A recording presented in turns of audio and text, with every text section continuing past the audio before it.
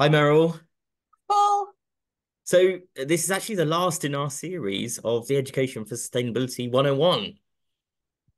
And today we're going to talk about the topic of society, and it's a slightly different one. So many of the other themes that we've done link really directly to carbon emissions, and we can think about their footprint. But this one is more about how we structure society and the fundamentals of how we live our life.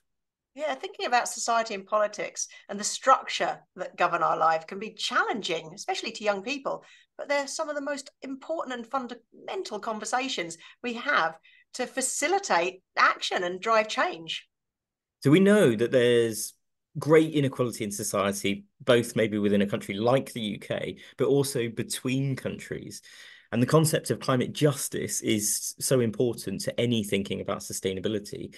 It's that the people throughout history that caused climate change and the climate nature crisis are not those who are being most affected by the impacts. And it's those that are affected most who actually caused least of the problem. And there's studies like from Oxfam that show that about 50% of carbon emissions come from the richest 10% of people on Earth.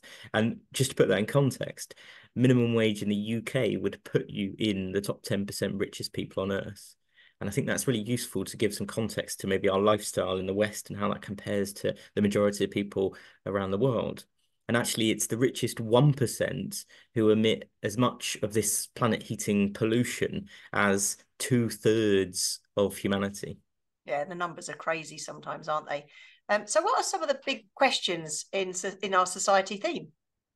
So if we start with the early years, there's a really good question called What is a Community?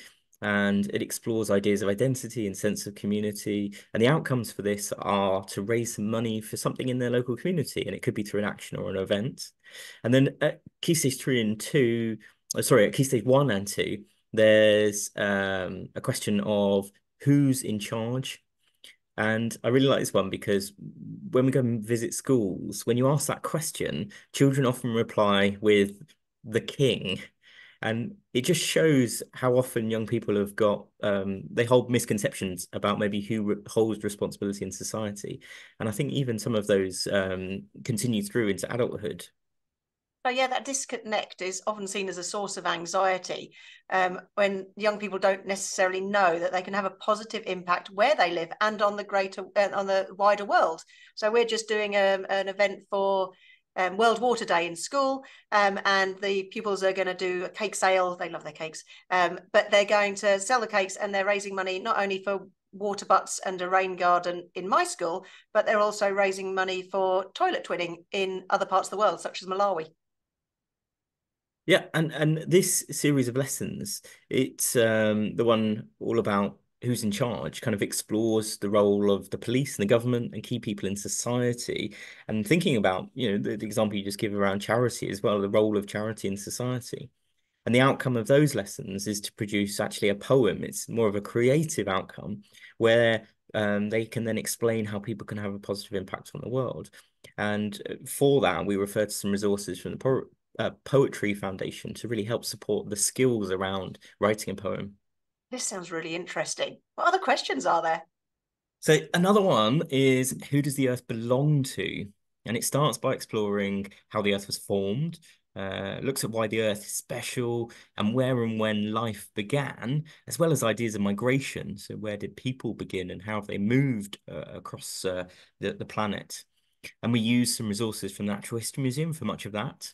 We also have how much nature is there. It explores the idea of ecocide, how we can protect nature, and then also thinks about how we can share our feelings. And the outcome for that is a letter to the earth, inspired by the book and all of the great resources from that organization. Makes me think that Earth is often referred to as the Goldilocks planet because life developed when it's not too cold, not too hot, but just right. Unfortunately, human activity is changing this. So, what's next? So there's also a question of, is the future already written?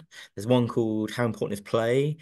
Does it matter where we put our money? Do people in other countries matter? Should every job be a green job? And you can start to see how actually we're pulling on lots of really fundamental and important ideas that young people need to explore and engage with. They're really essential questions to get pupils thinking.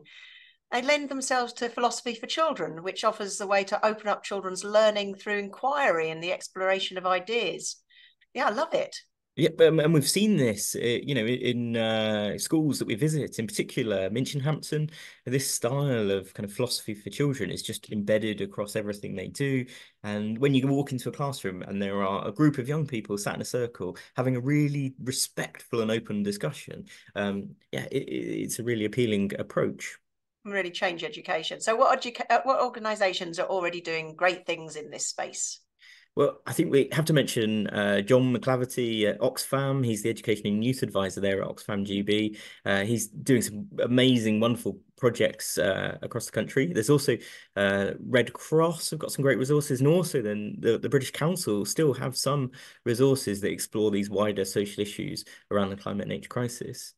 I'd also should mention that there's some great videos on platforms like WaterBear, which is the home of short film stories and documentaries that cover positive solutions to our changing world. Another kind of organization to mention is A New Direction, which is a London-based organization which creates some really inspiring and I would say slightly alternative resources that really explore these issues. You mentioned the British Council. I was lucky enough to take part in one of their Connecting Classrooms projects, and it was one of the most incredible ways to raise awareness of global issues. We worked with schools in Addis Ababa in Ethiopia and focused on clean water and clean energy because of the science background. But we then went on to create joint artworks, and what the pupils really enjoyed doing most was talking to other pupils, young people on different continents, and they identified that the similarities that we have together are far greater than the differences between us. Unfortunately, the government did cut funding for the British Council teacher exchanges, but you can still take part in some of their great resources and use those and be connected up with another school elsewhere.